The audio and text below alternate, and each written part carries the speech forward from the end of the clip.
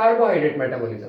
Carbohydrate metabolism से हम क्या समझते हैं, एक लिविंग सेल है, उसके अंदर हंड्रेड्स ऑफ रिएक्शन चलती हैं एक टाइम पे, ठीक है। अब हंड्रेड्स ऑफ रिएक्शन को एक साथ मैनेज करने के लिए हमारा एक सिस्टम बना हुआ है जिसे हमने मेटाबॉलिज्म कहा है। मेटाबॉलिज्म बेसिकली हम क्या समझते हैं, जितनी भी केमिकल रिएक्शन एक लिविंग सेल के अंदर चल रही है उसे हम कलेक्टिवली मेटाबॉलिज्म का नाम दे रहे हैं। तो कार्बोहाइड्रेट हमारा मेजर सोर्स ऑफ एनर्जी होता है एक लिविंग सेल के अंदर। तो जितनी भी रिएक्शंस साइमल्टेनियसली एक लिविंग सेल में चल रही है वो वेल ऑर्गेनाइज्ड और इंटीग्रेटेड मैनर में चल रही है। अब वो इंटीग्रेटेड मैनर कैसे हो रहा है, ड्यू टू दी मेटाबॉलिज्म। अब मेटाबॉलिज्म को हम डिफाइन कैसे करेंगे, entire spectrum of chemical reaction occurring in a living system.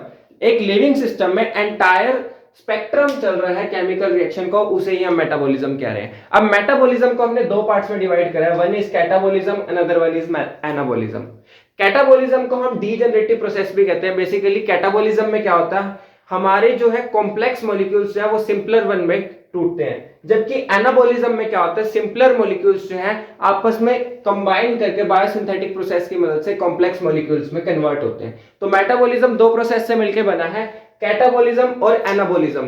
Catabolism भी और एनाबॉलिज्म भी दोनों ही साइमल्टेनियसली हमारे एक लिविंग सेल में चलते हैं। अब जो मेजर पाथवेज कौन कौन से कार्बोहाइड्रेट मेटाबॉलिज्म में होते हैं, अब जब भी एक सेल के अंदर कार्बोहाइड्रेट मेटाबॉलिज्म हो रहा है तो वो काफी सारे पाथवेज हैं, उसके पास मल्टीपल वेज है जिससे वो हो सकता है, अचीव हो सकता है। तो सबसे पहले आता है हमारे पास ग्लाइकोलिसिस। ग्लाइकोलिसिस को हम ईएमपी पाथवे भी कहते हैं, बिकॉज इसे एम्डम और मेयरहॉफ ने डिस्कवर करा था, तो एम्डम मेयरहॉफ पाथवे भी कहते हैं। इसमें क्या होता है, हमारे ग्लूकोज मॉलिक्यूल की ऑक्सीडेशन होती है और वो पायरुवेट और लैक्टेट में बदलता है। ग्लाइकोलिसिस वर्ड ही दो लेटर से मिलकर बना है। ग्लाइको मीन शुगर और लाइसिस मतलब डिसोल्यूशन, मतलब हम शुगर का डिसोल्यूशन कर रहे हैं। तो इसमें हम क्या करते हैं, ग्लूकोज को पायरुवेट और लैक्टेट में बदलते हैं। इसके बारे में डिटेल में नेक्स्ट लेक्चर में पढ़ेंगे। इसके बाद आता है हमारे पास citric acid cycle. Citric acid cycle को हम क्रैब साइकिल और टीसीए साइकिल भी कहते हैं, ट्राई कार्बोक्सिलिक एसिड साइकिल। इसमें क्या होता है, हमारा एसिटाइल कोएंजाइम ए जो कि हमें ग्लाइकोलिसिस से जो पायरुवेट मिला है वो फर्दर एसिटाइल कोएंजाइम ए में कन्वर्ट होएगा और एसिटाइल कोएंजाइम ए जो है कार्बन डाइऑक्साइड रिलीज करेगा अपने आप को ऑक्सीडाइज करके।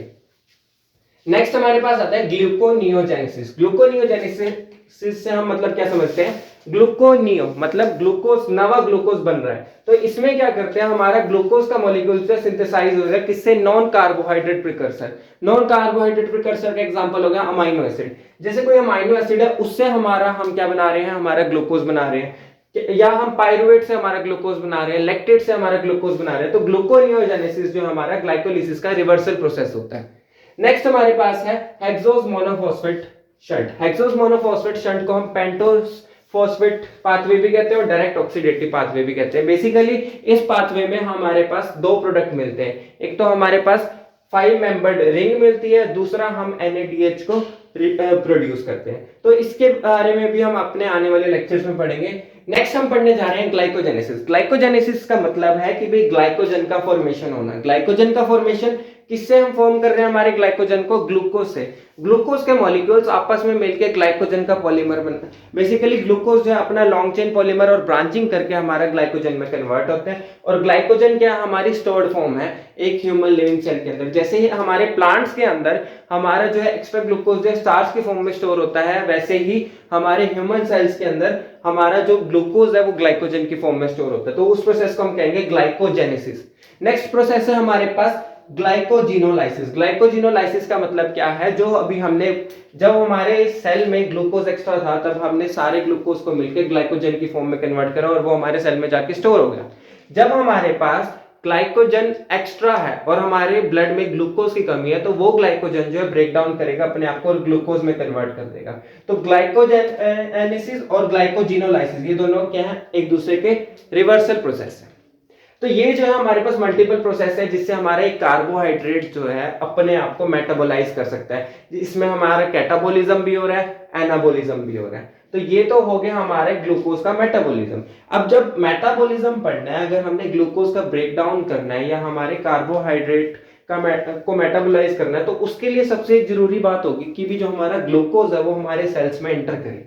तो अब बात आती है वो कैसे एंटर कर सकता है। तो हमारे पास है entry of glucose into cells. अब ग्लूकोज को हमने एक सेल के अंदर डालना है तो वो हम कैसे कर सकते हैं। जो ग्लूकोज की कंसंट्रेशन है हमारे सेल में वो काफी कम है एज कंपेयर टू हमारे ब्लड में या हमारे प्लाज्मा में जो है हमारे ग्लूकोज की कंसंट्रेशन ज्यादा होती है एज कंपेयर टू हमारे नॉर्मल सेल के।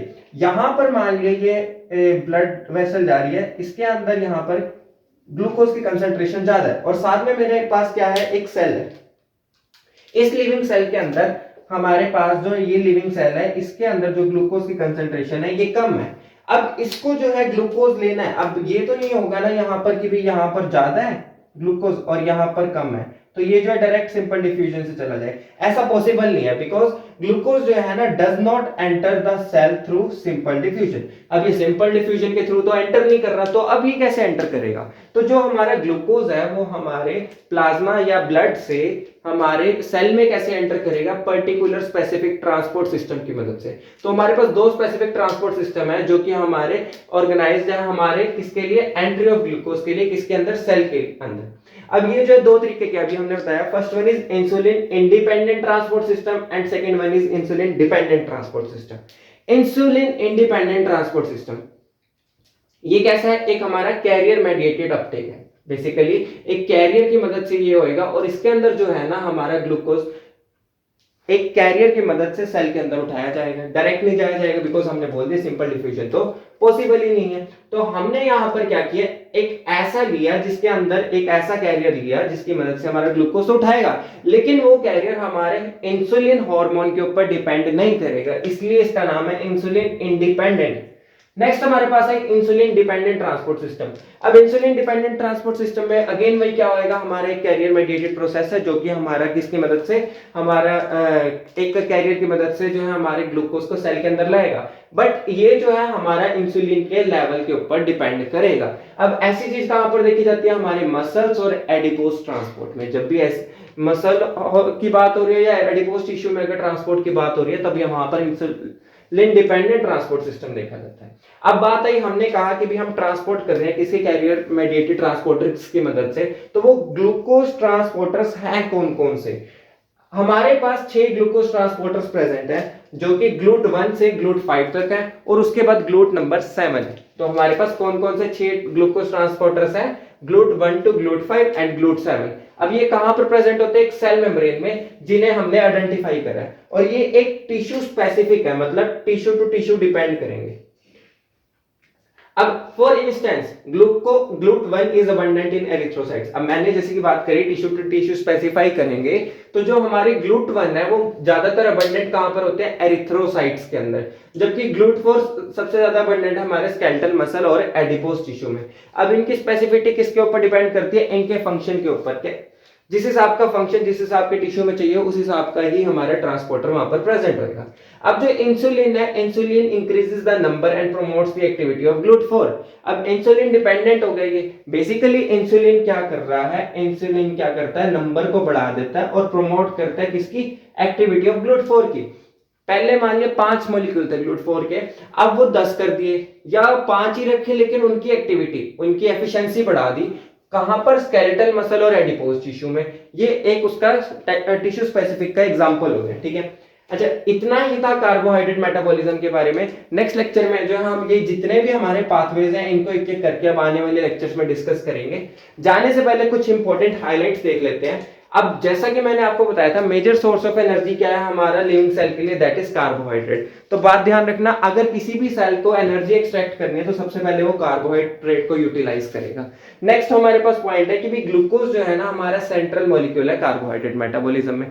जैसा कि हमने कार्बोहाइड्रेट मेटाबॉलिज्म जब शुरू करा था तो तब से लेके हमने एक वर्ड जो है बार बार बोला था, दैट इज ग्लूकोज। तो हम क्या समझते हैं? ग्लूकोज क्या हमारे एक सेंट्रल मॉलिक्यूल है, किसमें? कार्बोहाइड्रेट के मेटाबॉलिज्म में। नेक्स्ट हम बात करते हैं, जब हम ग्लूकोज की इतनी बात कर रहे हैं तो ग्लूकोज का लेवल भी तो हमारे लिए कितना एसेंशियल होगा। तो जो फास्टिंग ग्लूकोज लेवल होता है हमारे ब्लड में, दैट इज 60 to 100 mg पर डेसीलीटर। तो ये जो है जब किसी ने कोई खाना नहीं खाया तब ये 60 to 100 mg पर डेसीलीटर के बीच बीच में होता है। नेक्स्ट आया, जब भी हमारा मेटाबॉलिज्म हो रहा है तो उसमें सबसे अब जैसे हम ग्लूकोज लेवल को इतना ध्यान दे रहे हैं तो सबसे ज्यादा मेजर रोल जो है हमारा लीवर ही करता है, किसको? ग्लूकोज लेवल को मेंटेन करने के लिए, मॉनिटर करने के लिए। तो आज के लेक्चर में इतना ही। अगले लेक्चर में हम बात करेंगे पर्टिकुलर ग्लाइकोलिसिस के बारे में, प्रॉपर उसको ईएमपी पाथवे भी क्यों कहते हैं, वो कब डिस्कवर हुआ था, कितने 10 स्टेप रिएक्शन है, वो क्या क्या रिएक्शन है, कैसे हम याद कर सकते हैं। मिलते हैं अगले लेक्चर में।